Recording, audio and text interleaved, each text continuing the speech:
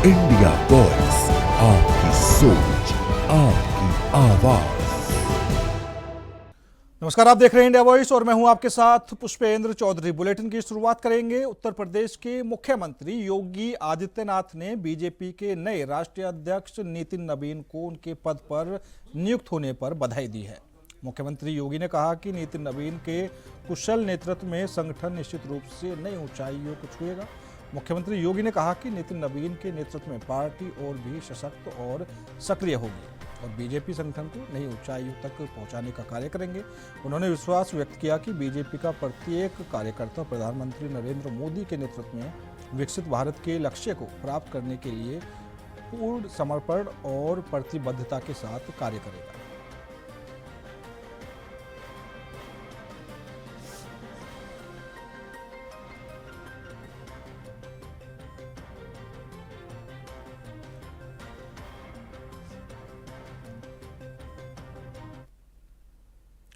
जैन जी के सहारे राहुल गांधी देश में अराजकता फैलाना चाह रहे थे, वहीं पीएम मोदी जैन जी का इस्तेमाल कर अपने पाले में कर देश को विकास की ओर ले जा रहे हैं। जैन जी के भरोसे ही वे विकसित भारत 2047 का सपना भी देख रहे हैं। हरियाणा, दिल्ली, महाराष्ट्र हो या बिहार, जहां भी चुनाव हुआ है वहां पीएम मोदी को जैन जी के सहारे चुनाव जीत रहे हैं। जैन जी पर पीएम मोदी का भरोसा काफ़ी है। पीएम मोदी और बीजेपी अपनी पार्टी को संभालने के लिए नितिन नवीन को चुना है। विश्व की सबसे बड़ी पार्टी बीजेपी का अध्यक्ष नितिन नवीन बन गए हैं।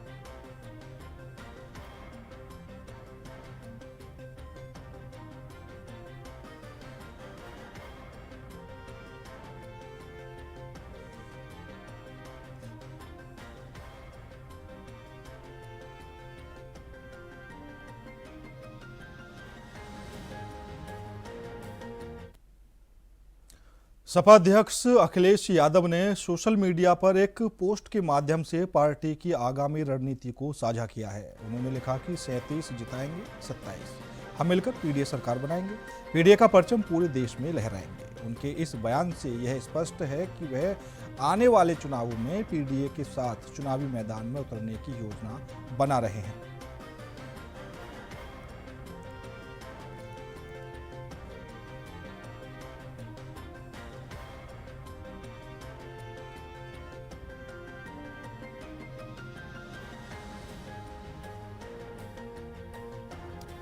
तो उत्तर प्रदेश में सपा अध्यक्ष अखिलेश यादव ने आने वाले चुनावों को लेकर अपनी रणनीति सोशल मीडिया पर साझा की है। उन्होंने लिखा है कि हम मिलकर पीडीए सरकार बनवाएंगे, पीडीए का परचम पूरे देश में लहराएंगे, 37 जिताएंगे, 27। मतलब इससे साफ हो चुका है कि अखिलेश यादव की तरफ से, समाजवादी पार्टी की तरफ से आने वाले विधानसभा चुनाव को लेकर तैयारियां तेज हो चुकी हैं।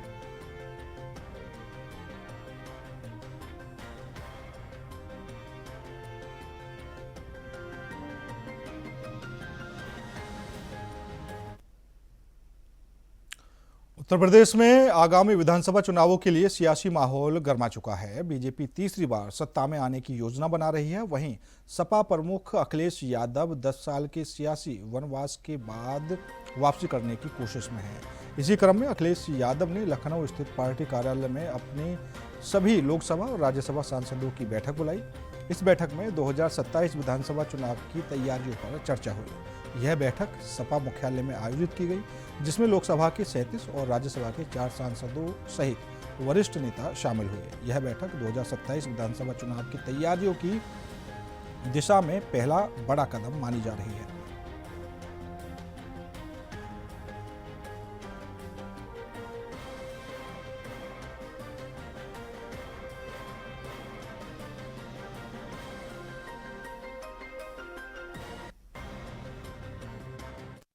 चुनाव की रणनीति भाई आगे आने 1 साल रह गया है, तो सब अपने क्षेत्र में मेहनत करें, सब लोग वोट बनवाएं और अपनी अपनी कॉन्स्टिट्यूंसी में काम करें, बस यही है। ऐसी कोई चर्चा नहीं हुई, ये तो अभी टाइम है। ये राष्ट्रीय अध्यक्ष जी तय करेंगे कि किससे गठबंधन हो, किससे ना हो। इस विषय में राष्ट्रीय अध्यक्ष जी से आप वार्ता करें, क्या रणनीति रहेगी। ये सब चीजें गुप्त भी होती हैं और ये वक्त आने पे खुद ही पता लग जाएगी। आदरणीय राष्ट्रीय अध्यक्ष जी ने आज पार्टी के सभी सांसदों की बैठक बुलाई थी। बैठक में लगभग 2.5 घंटे तक विस्तार से चर्चा हुई। पार्टी ने 2024 में हम सबको सांसद बना करके भेजा है। अब हम सभी सांसदों की जिम्मेदारी है कि 2027 में समाजवादी पार्टी की सरकार बनाएं। सरकार बनाने के लिए हम लोगों ने रणनीति भी बनाई है। पार्टी ने आवश्यक दिशा निर्देश दिए हैं, जिसको लेकर के हम लोग धरातल पर उतरेंगे और पीडीए के जननायक, समाजवादी पार्टी के राष्ट्रीय अध्यक्ष, उत्तर प्रदेश के गरीबों, किसानों, मजलूमों की आवाज़ माननीय अखिलेश यादव जी को हम लोग मुख्यमंत्री बनाने का संकल्प लेकर के आज बैठक से निकले हैं। समाजवादी पार्टी में बड़ी बैठक थी। सांसदों की बैठक 2 घंटे तक के चली। हम आपको दिखाना चाहेंगे ये बैठक जो है अभी ख़त्म हुई। सांसद बाहर निकल लें। प्रोफेसर राम गोपाल यादव, धर्मेंद्र यादव तमाम साथ बाहर निकल के जा चुके हैं। जियाउर रहमान वर्ग देखिए खड़े हुए।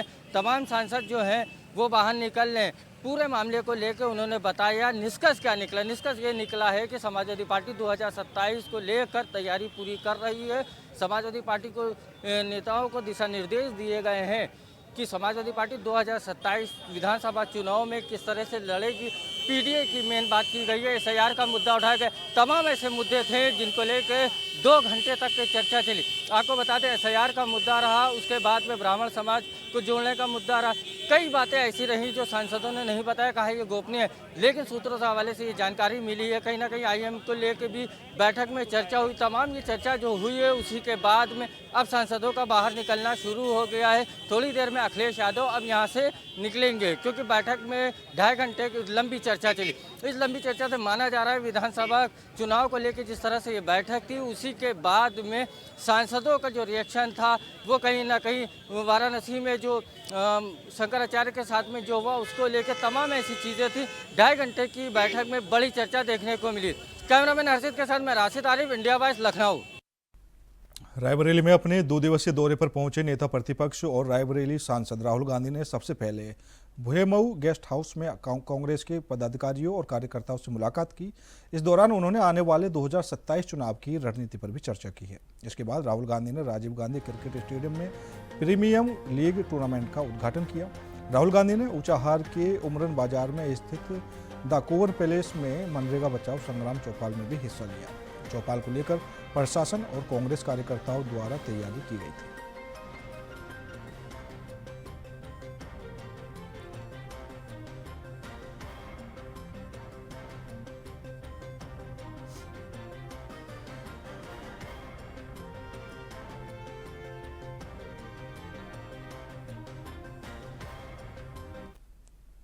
प्रयागराज में ज्योतिषपीठ के शंकराचार्य स्वामी अविमुक्तेश्वरानंद ने अपने पद की वैधता को लेकर स्पष्ट किया कि शास्त्रीय परंपरा के अनुसार वह व्यक्ति शंकराचार्य होता है जिसे अन्य पीठों के शंकराचार्य मान्यता देते हैं। उन्होंने बताया कि श्रृंगेरी और द्वारका पीठ के शंकराचार्य उन्हें विधिवत स्वीकार करते हैं और पिछले माघ मेले में उनके साथ शाही स्नान भी किया था। पूरी पीठ के शंकराचार्य ने उनके खिलाफ कोई आपत्ति नहीं उठाई और सर्वोच्च न्यायालय में भी कोई विरोध नहीं है। स्वामी अविमुक्तेश्वरानंद ने कहा कि शंकराचार्य कौन है यह तय करने का अधिकार किसी प्रशासनिक अधिकारी या नेता का नहीं है, क्योंकि यह धर्म का आंतरिक विषय है। उन्होंने खुद को निर्वाद शंकराचार्य बताते हुए आलोचकों को शास्त्र या खुली चर्चा का निमंत्रण दिया।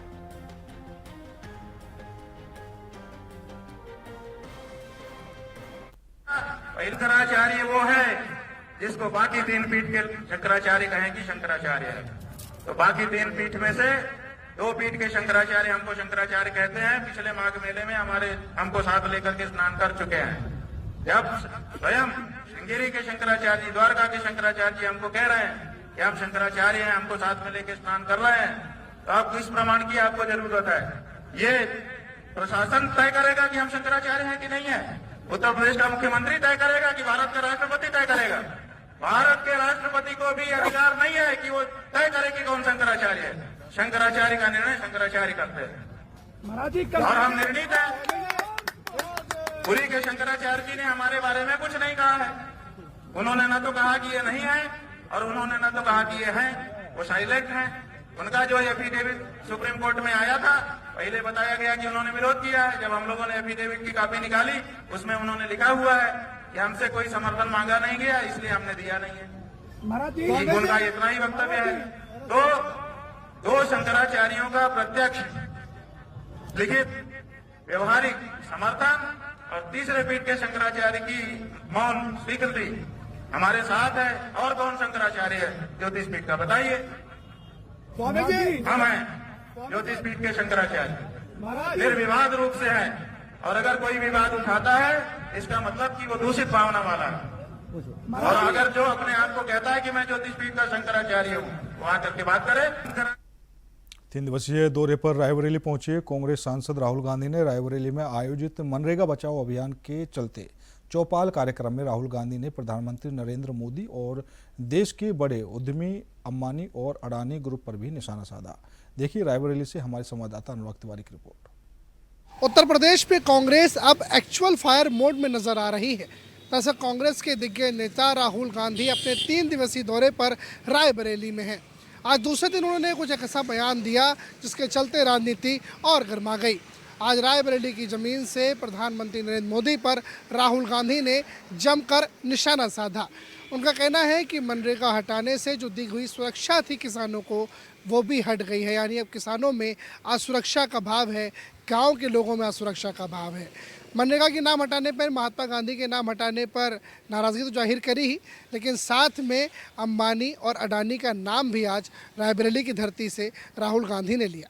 उनका कहना है कि देश का सारा धन सरकार अंबानी और अडानी को देना चाहती है, इसलिए ये सारे काम किए जा रहे हैं। पहले हमारे वक्त में जब हम मनरेगा लाए थे तो हमने पावर्स पंचायत को दी हुई थी, लेकिन अब प्रधानमंत्री नरेंद्र मोदी सारी ताकत अपने हाथ में रखना चाहते हैं। तो आज रायबरेली की धरती से राहुल गांधी ने जो कुछ भी कहा, उसके बाद राजनीतिक गलियारों में हलचल तेज हो गई है। लखनऊ से लेकर के दिल्ली तक और दिल्ली से लेकर गुजरात तक सभी जगहों पे इस बयान की चर्चा है। और इस बीच मनरेगा बचाओ अभियान जो कांग्रेस चला रही है, उसका सबसे बड़ा बयान कहीं ना कहीं इन बयानों को देखा जा रहा है। बहरहाल सामने से प्रतिक्रिया नहीं आई है, बीजेपी के खेमे से अभी तक कोई बयान इसके कटाक्ष में नहीं आया है, लेकिन उम्मीद है कि राजनीति में एक नया बयान भी सामने के खेमे से जल्द सुनाई पड़ सकता है। लखनऊ से कैमरा सहयोगी हरीश के साथ अनुराग तिवारी, इंडिया वॉइस।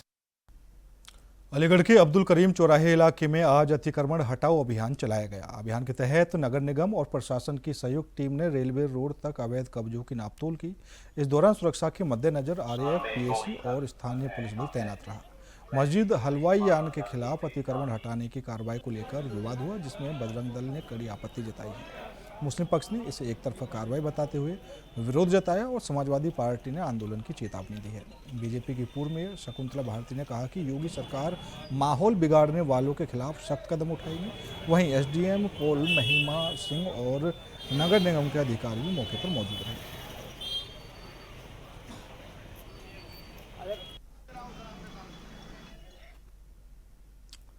प्रयागराज में स्वामी अवि मुक्तेश्वरानंद सरस्वती ने प्रेस कॉन्फ्रेंस की। उन्होंने कहा कि प्रशासन ने देर रात उनके शिविर में नोटिस चस्पा किया, जिसमें उनसे पूछा गया कि उन्होंने अपने नाम के आगे शंकराचार्य क्यों लगाया है। स्वामी जी ने कहा कि वे पहले भी इस मुद्दे पर अपनी बात रख चुके हैं। उनके वकील पीएन मिश्रा ने बताया कि सुप्रीम कोर्ट में एक एप्लीकेशन दी गई थी, जिसमें स्वामी अवि मुक्तेश्वरानंद को शंकराचार्य मानने की मांग की गई थी। वकील ने यह भी कहा कि प्रशासन न्यायिक प्रक्रिया में बाधा डालने की कोशिश कर रहा है। स्वामी जी ने आरोप लगाया कि नोटिस गोहत्या बंद करने की उनकी मांग के कारण दिया गया। मेला प्रशासन जाने किस मंशा से, निश्चित रूप से किसी गलत मंशा से, गलत आशय से सुप्रीम कोर्ट का नाम लेकर के हमारे स्टेटस के बारे में गलत जानकारी फैला रहा है, जो कि सही नहीं है। उन्होंने एक नोटिस रात को 12 बजे हमको प्रेषित की है और कहा है कि इसी समय उसका जवाब दीजिए। रात को 12 बजे तो हम लोग नहीं जाग रहे थे, सवेरे उठ कर के हम लोगों ने वो चस्पा हुई नोटिस देखा। उसका जवाब आज शाम को उनको हम लोग दे रहे हैं और साथ ही एक नोटिस अलग से भी हम दे रहे हैं कि आप गलत बयानी करके किस मंशा से जनता के बीच में भ्रम उत्पन्न करना चाहते हैं, वो भी बताइए, ताकि हम उसके बारे में भी कार्यवाही कर सकें। नहीं, हम अनशन पर नहीं हैं, हम धरने पर भी नहीं हैं। शिविर के बाहर बैठे जरूर दिखाई दे रहे हैं। असल में ये हमारी गंगा जमुना माता से टेक है, संगम क्षेत्र के तीर्थ से टेक है कि जब हम अपने शिविर से तुम्हारे अंदर स्नान करने के लिए निकले थे तो हे मेरे देवता, हे मेरी माँ, क्यों वंचित कर दिया मुझे। तो अब हम जब सम्मान सहित तुम्हारा स्नान हो जाएगा तभी प्रवेश करेंगे, तो इसलिए हम यहाँ पर बैठे हैं। अब जब हमको ससम्मान वहाँ पर हमारी मर्यादा के अनुरूप स्नान करने का अवसर मिलेगा तो संगम स्नान करके ही हम शिविर में प्रवेश करेंगे, उसके पहले शिविर में प्रवेश नहीं करेंगे। है कि सब रिकॉर्डेड है, उन्होंने जो किया है। उन्होंने गाड़ी हमारी रोकी, उन्होंने हमको आदेश दिया कि पालकी से नीचे उतरो, जो कि उनका अधिकार नहीं था। उन्होंने हमारे साथ दुर्व्यवहार किए, अपशब्द कहे, हमारे लोगों को खींच करके धक्का मुक्की की, फिर एक को खींच करके शिविर में ले जा करके मारा पीटा। फिलहाल रुकेंगे छोटे से ब्रेक के लिए। ब्रेक के बाद खबरों का सिलसिला लगातार जारी है। ब्रेक के बाद एक बार फिर आप सभी का स्वागत है। बढ़ेंगे अगली खबर की ओर। वाराणसी के प्रसिद्ध मणिकर्णिका घाट पर मूर्तियों को तोड़े जाने के मामले को लेकर पिछले कई दिनों से राजनीतिक घमासान मचा हुआ है। जेसीबी से प्राचीन संरचनाओं को ढाए जाने की खबरों के बाद उत्तर प्रदेश समेत पूरे देश में माहौल गर्मा गया है। इस मामले को लेकर राजनीति भी तेज हो गई है। इस बीच उत्तर प्रदेश कांग्रेस कमेटी के अध्यक्ष अजय राय ने जौनपुर का दौरा किया। जौनपुर में आयोजित एक निजी कार्यक्रम में अजय राय पहुंचे, जहां उन्होंने राज्य की योगी सरकार पर तीखा हमला बोला। उन्होंने मुख्यमंत्री योगी आदित्यनाथ से सवाल करते हुए कहा कि यदि मूर्ति तोड़े जाने से जुड़ा वीडियो एआई जनरेटेड है तो इसके ठोस सबूत सार्वजनिक किए जाएं। साथ ही यह भी स्पष्ट किया जाए कि वह मूर्ति कहां गई और फिलहाल किस स्थान पर रखी गई है। वहीं माघ मेले में सनातन पर हमला करने वालों के खिलाफ कार्रवाई की मांग भी अजय राय ने की है।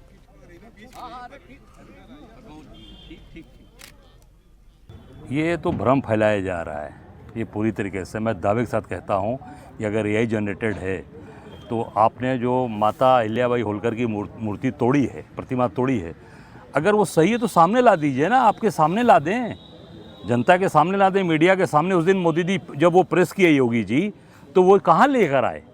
केवल बोल देने से एआई जनरेटेड हो जाएगा?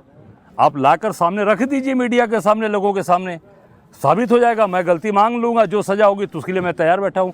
और ये जो पत्र है उनके परिवार का, ये अहिल्याबाई होलकर जी की फैमिली का, ये जो ट्रस्ट है उनका, ये उनका पत्र है। ये मेरा नहीं, कांग्रेस का नहीं है। ये वो अहिल्याबाई होलकर जी के ट्रस्ट है। ये उनके परिवार के हैं, यशवंतराव होलकर जी, जो खासागी देवी अहिल्याबाई होलकर चैरिटेबल ट्रस्ट इंदौर का है। ये उनका पत्र है। इन्होंने अपनी मूर्ति टूटी मांगी है और इन्होंने ही वो फोटो भी जारी किया है। पहले का ये देखिए, जब आप गए होंगे मणिकर्णिका, तो ये वहाँ की मणि है और ये मूर्तियाँ हैं माता अहिल्याबाई की। ये बुलडोज कर दिया गया। ये एआई जनरेटेड है। ये हम नहीं कर रहे हैं, ये अहिल्याबाई होलकर के परिवार के लोग कर रहे हैं। ये देखिए आप, ये माता अहिल्याबाई होलकर जी की मूर्ति ये मलबे के अंदर फेंकी गई है। ये देख लीजिए आप, आपके सामने। ये मेरा पत्र नहीं है, ये माता अहिल्याबाई होलकर जी की फोटो लगी है और ये उनके ट्रस्ट का नाम है। ये कांग्रेस पार्टी का नहीं है। ये देखिए आप, ये माता अहिल्याबाई होलकर जी के परिवार के लोगों ने ये पत्र जारी करके उस पर चित्र जारी किया है। ये क्या फर्जी है? तो इनके ऊपर भी मुकदमा दर्ज करेंगे क्या योगी जी? दर्ज करें, बताएं। ये जनरेटेड है तो पूरी तरीके से झूठ बोलना और झूठ को जो बार बार बोलना। अब जब यही कि अब शंकराचार्य नहीं मान रहे, स्वामी अक्तुश्वरानंद जी जो परम पूज्य शंकराचार्य हैं हमारे बद्रिका आश्रम के, उनको कह रहे हैं शंकराचार्य पत्र जारी आज किया है।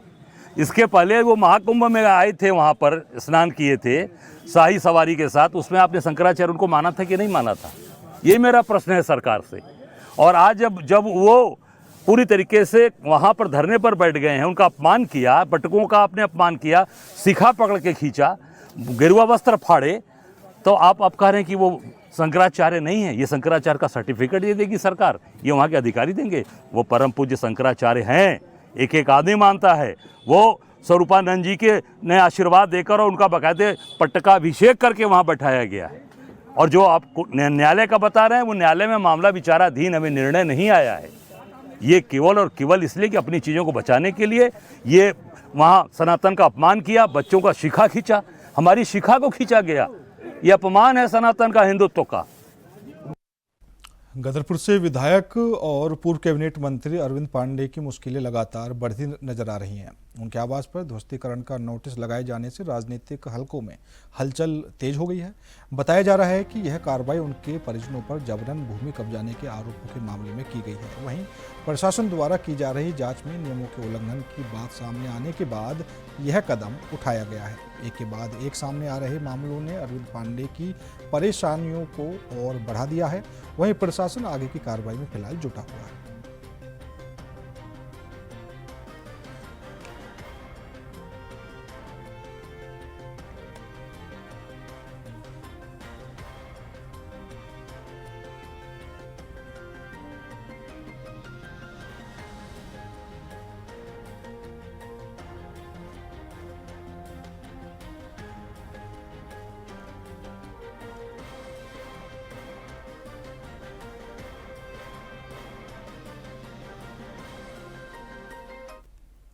यूपी सरकार के निर्देश पर पुलिस भर्ती में बड़ा आदेश जारी किया गया है, जिसके तहत एसआई और कांस्टेबल पदों की उम्र सीमा में 3 वर्षों की छूट दी गई है।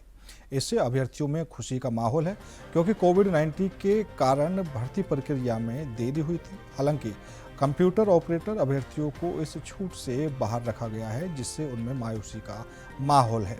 उनका कहना है कि जैसे एसआई और कांस्टेबल के लिए उम्र सीमा में छूट दी गई है, वैसे ही कंप्यूटर ऑपरेटर अभ्यर्थियों को भी वही लाभ मिलना चाहिए। सीएम योगी से कंप्यूटर ऑपरेटर भर्ती में छूट की अपील की गई है।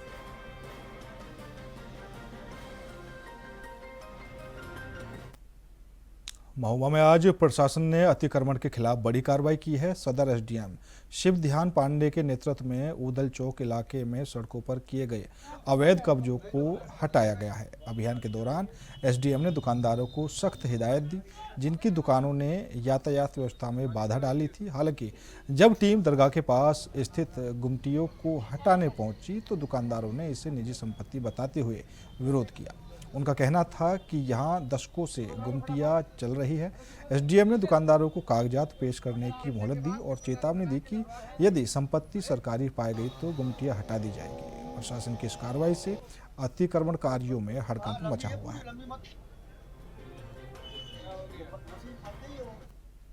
हापुड़ से पंचायत चुनाव से पहले पुलिस ने बड़ी कार्रवाई की है, जिसमें करीब 200 किलो अवैध विस्फोटक पाउडर बरामद किया है।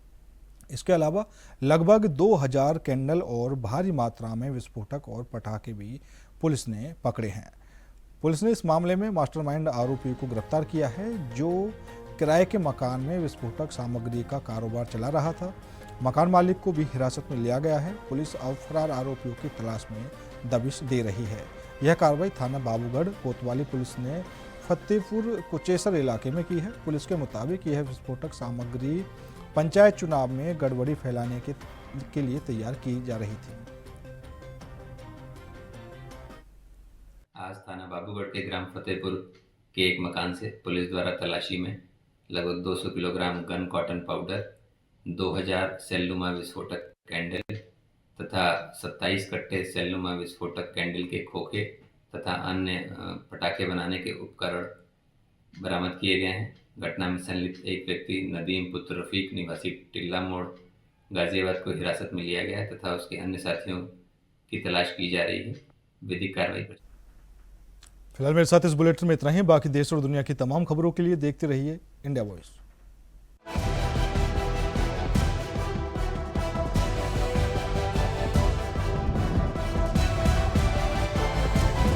इंडिया वॉइस, आपकी सोच, आपकी आवाज।